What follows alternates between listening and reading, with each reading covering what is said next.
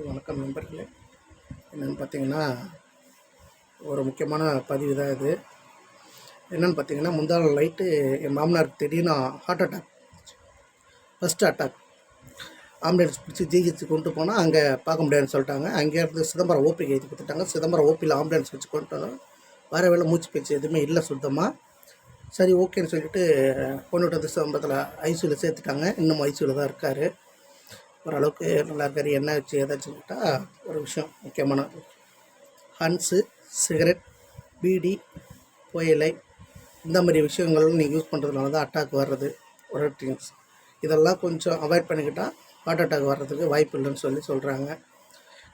என் மாமனாருக்கு மட்டும் இல்லை, நீங்களும் நல்லா இருக்கணும், இந்த வீடியோ பார்க்குற எல்லாருமே. அதனால தான் இந்த பதிவு. என் மாமனார் ரொம்ப அவசரப்பட்டார். நானும் ஊருக்கு போயிட்டு வந்தால் ரொம்ப டயர்ட் ஆகிட்டேன் எனக்கு. அதனால் உடம்ப எல்லாம் ஹெல்த்தியாக நல்லா பார்த்துங்க. நானும்